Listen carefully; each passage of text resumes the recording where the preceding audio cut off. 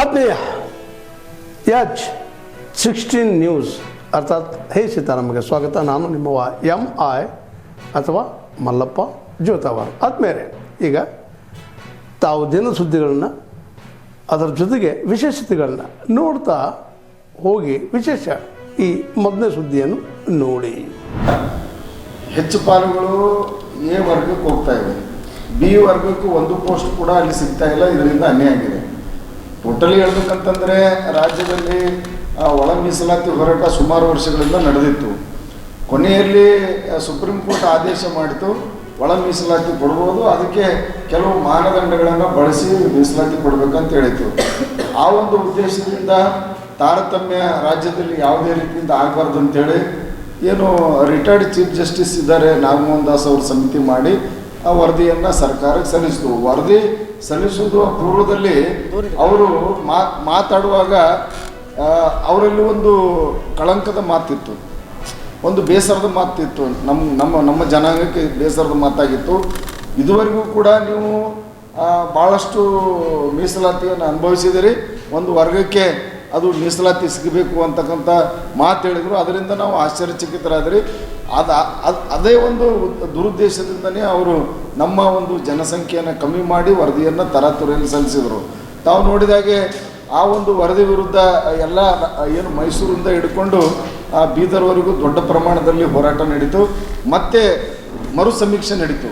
So ಹೀಗಾಗಿ 2011ರಲ್ಲಿ ಏನು ನಮ್ಮ ಬಲಗೈ ಜಾತಿ 30,89,000 ಜನ ಇತ್ತು. 2025 ಇದರಲ್ಲಿ ಸಮೀಕ್ಷೆಯಲ್ಲಿ 30,08,63 ಆಯಿತು. ಅಂದರೆ ಟೋಟಲಿ 81,000 ಕಡಿಮೆ ಮಾಡಿದ್ದಾರೆ. ಇದರಲ್ಲಿ ಬೇರೆ ಬೇರೆ ಜಾತಿ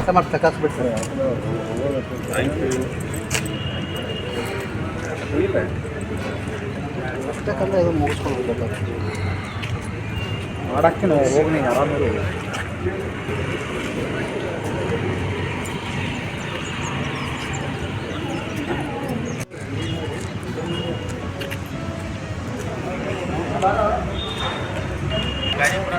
ಅದೇ ಸಲಕ್ಕೆ ಮೊನ್ನೆ ಹೇಳಕತ್ತೀನಿ, ಹಿಂದೆ ತಗೊಂಡ್ರೆ ಏನು ಅರ್ಥ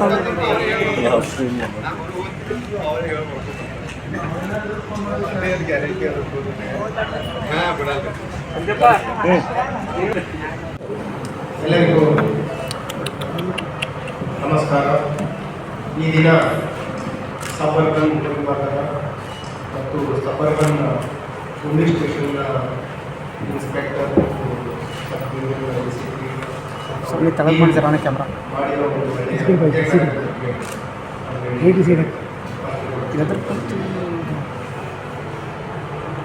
ಸಫರ್ಗನ್ ಇನ್ಸ್ಪೆಕ್ಟರ್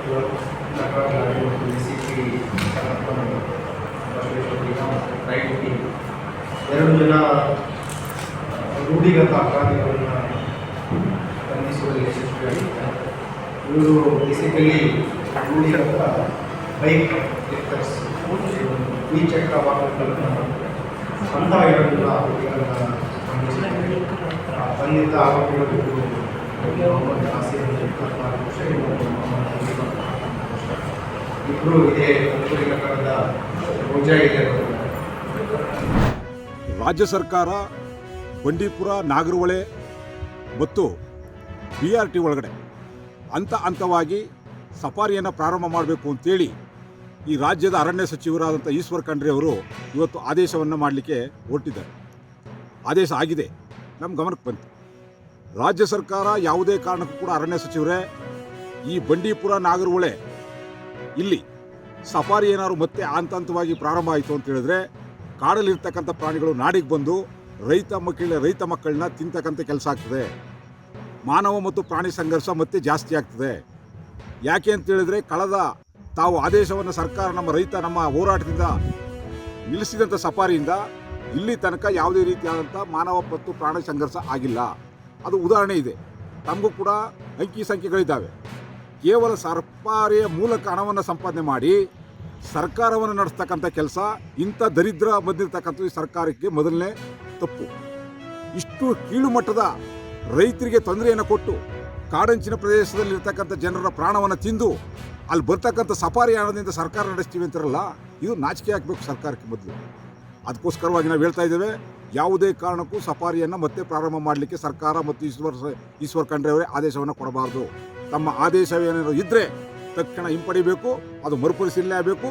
ತಾತ್ಕಾಲಿಕ ಅಲ್ಲ, ಯಾವುದೇ ಕಾರಣಕ್ಕೂ ಕೂಡ ಈ ರಾಜ್ಯದಲ್ಲಿ ಬಂಡೀಪುರ ನಾಗರಹೊಳೆ BRT ಒಳಗಡೆ ಸಫಾರಿ ಮಾಡಲಿಕ್ಕೆ ನಾವು ರೈತರು ಅವಕಾಶ ಕೊಡಲ್ಲ, ನಾವು ಬಿಡೋದಿಲ್ಲ. ನಾವೇ ಆ ಚಳುವಳಿಯನ್ನು ಮುಖಾಂತರ ನಿಮ್ಮ ಸಫಾರಿನ ಬಂದ್ ಮಾಡಬೇಕಾಗ್ತದೆ. ಇದು ಸರ್ಕಾರ ಮತ್ತು ಅರಣ್ಯ ಸಚಿವರಿಗೆ ಎಚ್ಚರಿಕೆ ಗಂಟೆಯಾಗಿದೆ. ತಕ್ಷಣ ಅಂಥ ಪರಿಸ್ಥಿತಿಯನ್ನು ನಿರ್ಮಾಣ ಮಾಡ್ತು ಅಂತ ಹೇಳಿದ್ರೆ ರೈತ ಮಕ್ಕಳು ಪ್ರಾಣ ಕಳ್ಕೊತಾರೆ, ಕಾಡಂಚಿನ ಪ್ರದೇಶದ ಜನರು ಕೃಷಿ ಮಾಡಲಿಕ್ಕೂ ಆಗೋದಿಲ್ಲ. ಆ ಒಂದು ಕಾರಣಕ್ಕೋಸ್ಕರವಾಗಿ ಯಾವುದೇ ಕಾರಣಕ್ಕೂ ಸಫಾರಿಯನ್ನು ಮುಂದುವರಿಸಬೇಡಿ. ಪ್ರಾರಂಭ ಮಾಡ್ತಕ್ಕಂಥ ಯೋಚನೆಯೂ ಬೇಡ. ಇದು ಯೋಚನೆಯಲ್ಲ, ಪ್ರಾರಂಭವಲ್ಲ. ಯಾವುದೇ ಕಾರಣಕ್ಕೂ ಇಂತಹ ಯೋಚನೆಗೆ ಸರ್ಕಾರ ಕೈ ಹಾಕಬಾರ್ದು.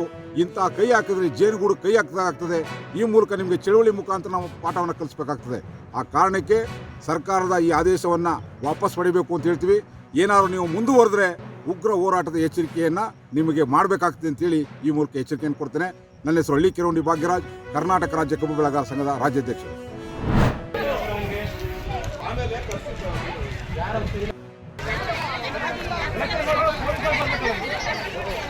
SI ಸಾಹೇಬರು ನನಗೆ ಬಂದು ನಾನು ಸಾಮಾಜಿಕ ನ್ಯಾಯ ಮಾಡಿ ಸರ್, ನೀವು ಒಂದೇ ಕಡೆ ನಾನು ಹೇಳಿದ್ದೀನಿ ಅಷ್ಟೇ ಸರ್, ನಾನೇನು ಹೇಳಿಲ್ಲ. ನನಗೆ ಬಂದು ಜೀಪಲ್ಲಿ ಕುಂಟ್ಕೊಂಡು ಜಾಸ್ತಿ ಆಯಿತು ಅಂತೇಳಿ ಈ ಥರ ನನಗೆ ಹಂಗೆ ಎಲ್ಲ ಅರ್ಧ ಹಾಕಿ ಇದು ಮಾಡಿದ್ದಾರೆ. ನಾನು 10 ವರ್ಷ ಗ್ರಾಮ ಪಂಚಾಯತಿ ಮೆಂಬರ್ ಇಲ್ಲಿ ಊರಲ್ಲೇ. ಈಗ ಪ್ರೆಸೆಂಟ್ ಯಾರು ಓಟಿದೆ ಅವ್ರು ಹಾಕೋಬೇಕು. 35 ವರ್ಷ ಎಲ್ಲ ಬರ್ತಾ ಇದ್ದಾರೆ, ಅವ್ರು ಕಣ್ ಕಾಣಿಸಲ್ಲ ಅಂತೇಳಿ ಒಬ್ಬೊಬ್ಬ ಜೊತೆಗೆ ಬಂದು ಹಾಕ್ಸ್ತಾ ಇದ್ದಾರೆ ಒಳಗಡೆ ಕರ್ಕೊಂಡು.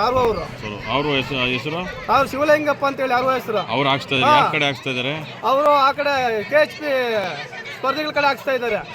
ದೃಷ್ಟಿನರಿಗೆ ಅಶಕ್ತರಿಗೆ ಅವ್ರ ಜೊತೆಲಿ ಯಾರು ಅವ್ರ ಫ್ಯಾಮಿಲಿಯಲ್ಲಿ ಯಾರಾದರೂ ಮಗನೋ ಸೊಸೆನೋ ಅಳಿಯನೋ ಅವ್ರ ಜೊತೆಲಿ ಬಂದು ಓಟ್ ಹಾಕ್ಬೋದು. ಅವ್ರಿಗೆ ಗೊತ್ತಾಗಲಿಲ್ಲ ಅಂದರೆ, ಅವ್ರು ಕಣ್ಕಾಣಲ್ಲ ಅಂದರೆ, ಕೈಯಲ್ಲಿ ಹಿಡಿಯೋಕ್ಕಾಗಲ್ಲ ಅಂದರೆ ಆ ಥರ ಮಾಡ್ಕೋಬೋದು.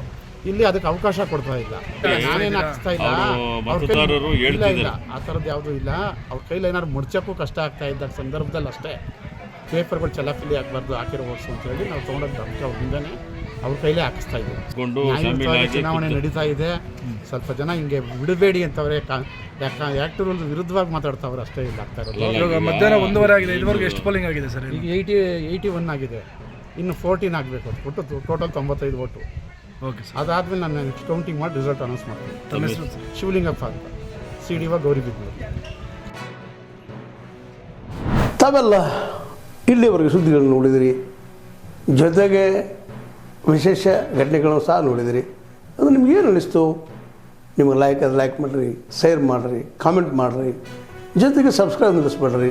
H16 ನ್ಯೂಸ್ ಅರ್ಥಾತ್ ಸಿದ್ದರಾಮಯ್ಯ ಸತ್ಯದ ಕೈಗನ್ನಡಿ ವಂದನೆಗಳು.